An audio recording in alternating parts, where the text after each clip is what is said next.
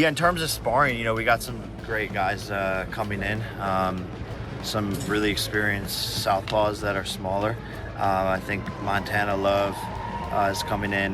Shakur Stevenson wants to come in. Jermaine Ortiz. We're gonna hit up Erickson, Lubin, some of these guys. So we're just gonna bring in a plethora of fighters that are fast, quick, shifty southpaws. It's honest, but again, I want to see them fight. I want to see some aggression. Tank would have that if it was anyone he actually felt was worth it. I just don't know if he thinks Jake's worth it. Again, I get that feeling that he just is there. Canelo Alvarez. Shakur Stevenson has no relationship with Jake Paul. None. We heard, oh, Boots is a sparring partner. How much you got paid for that? So now, isn't that also applicable to Shakur Stevenson? Is he not also a sellout? Jake Paul's newest strategy involves bringing Shakur Stevenson into his training camp as sparring support ahead of his showdown with Gervonta Davis. According to Paul, Stevenson volunteered to join in, giving extra legitimacy to his preparations. He explained that his team has stacked the camp with a lineup of slick southpaws, fighters smaller in size but experienced enough to test him with the right styles. What made headlines was Stevenson's inclusion, since the two had no known link in the past. Even so, Paul is convinced that rounds with Stevenson, along with his other sparring partners, will sharpen his edge as he readies himself for... Yeah, in terms of sparring, we got some great guys coming in. Some really experienced southpaws that are smaller. I think Montana Love is coming in. Shakur Stevenson wants to come in. Jermaine Ortiz. We're gonna hit up Erickson, Lubin, some of these guys. So we're just gonna bring in a plethora of fighters that are fast, quick, shifty style. The sudden collaboration between Jake Paul and Shakur Stevenson has sparked plenty of questions among observers. Critics have labeled it strange and even suspicious. Some compare it to how Jaron "Boots" Ennis stepped in to help Canelo Alvarez prepare for Terence Crawford.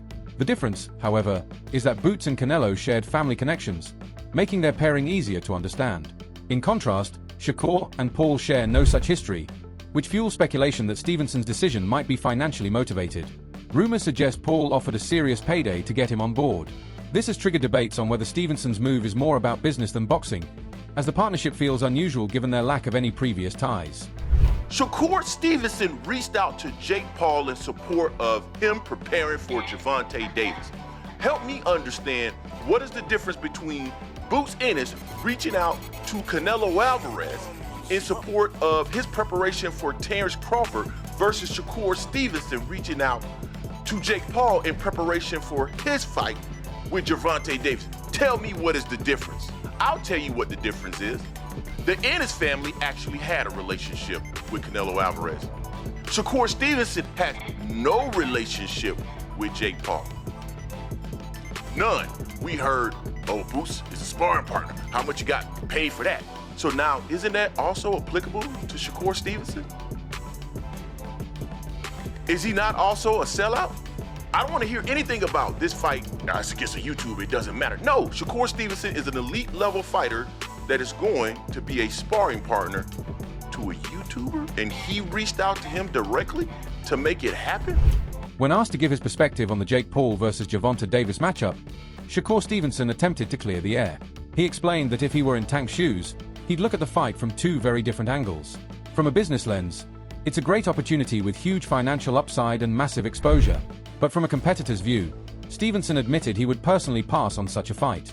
His comments point out the gap between treating boxing as a career investment and treating it strictly as competition. While some question his involvement in Paul's camp, Shakur has been upfront that money does factor into these choices, drawing a line between business sense and fighter's pride. He stressed how today's boxing often blends legitimacy with entertainment. So can you blame a man for taking that opportunity? Because this is prize fighting, right? It's about making money and securing your family. Can you fault him for that? It's two sides of that. Okay. Like, it just depends.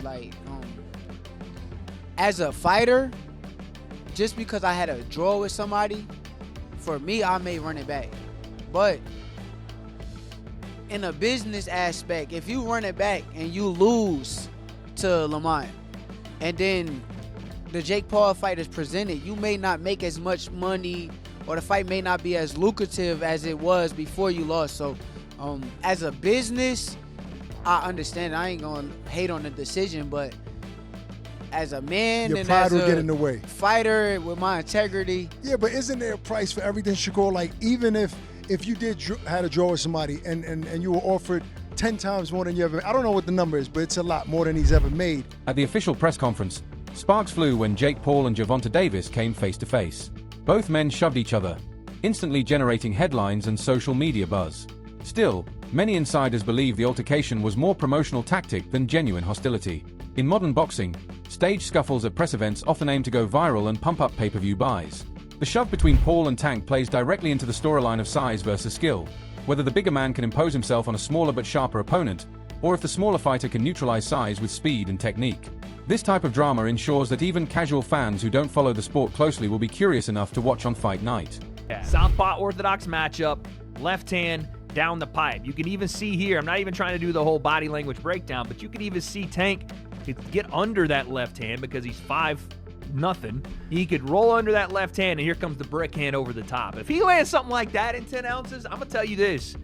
Jake's 200 and something pounds. That's still going to hurt at the very least, and who knows what, because Tank's got ridiculous power. So Jake, a little sloppy on the push there. He got pushed. He wanted to get it back. There's something to be taken away from that, but lines up perfectly for a counter left hand. And you even see his promoter here is kind of grabbing his left hand because Tank wanted to let it fly. And Jake backed up a little bit. He said, oh, and Tank comes with that.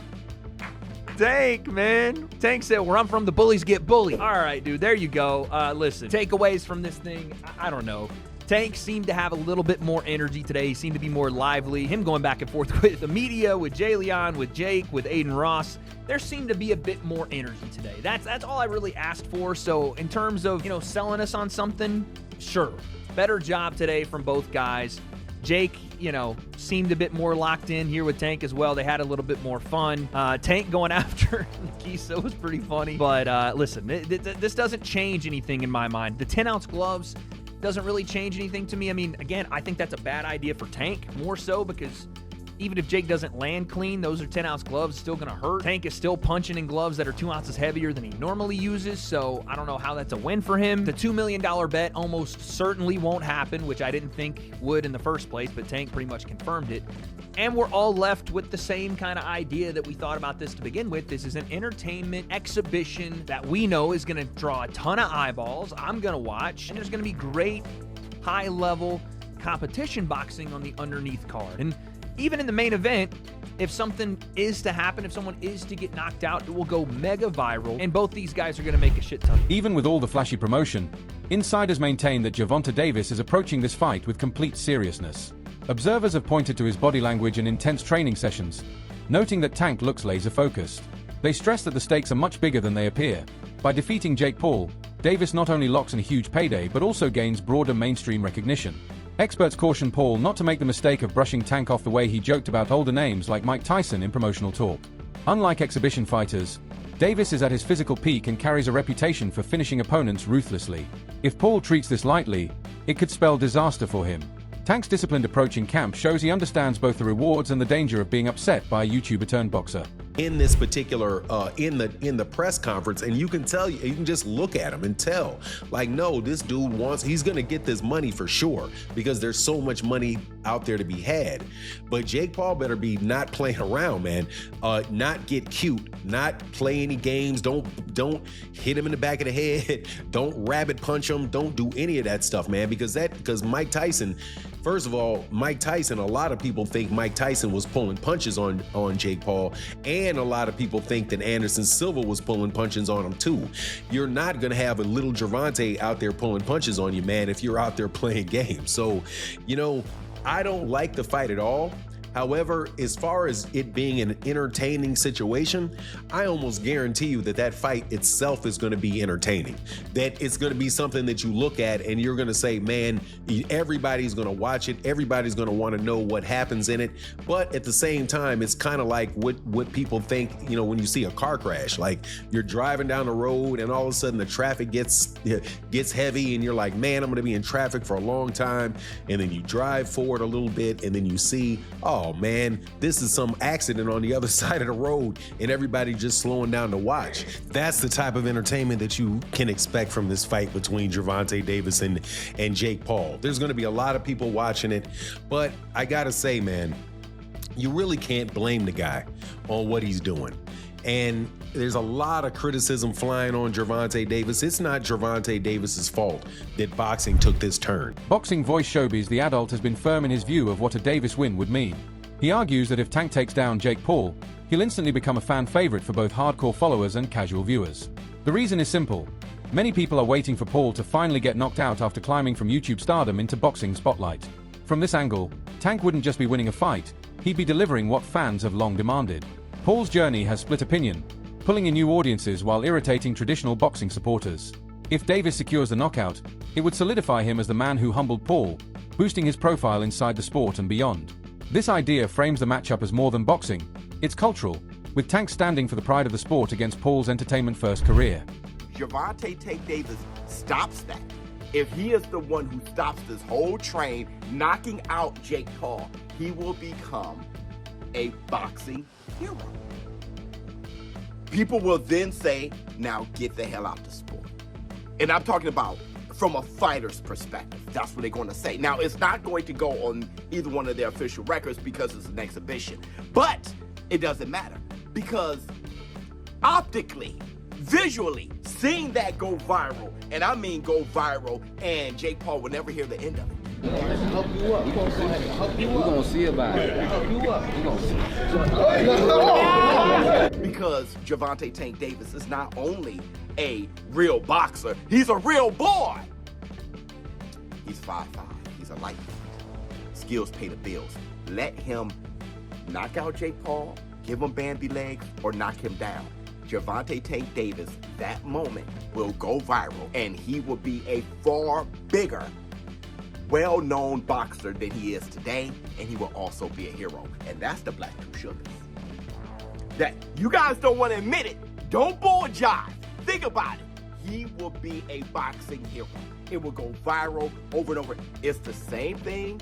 No, not even the same. It's not even close. But there was a viral reaction when AJ knocked out Francis Ngannou. Anthony Joshua can dispose the MMA champion. When AJ knocked out Francis Ngannou in the first round, it was like, now get out of here. Former champion turned analyst Timothy Bradley hasn't minced words, branding the fight an easy payday for Davis. He argues that Tank's proven record against elite competition makes Paul's challenge look insignificant by comparison.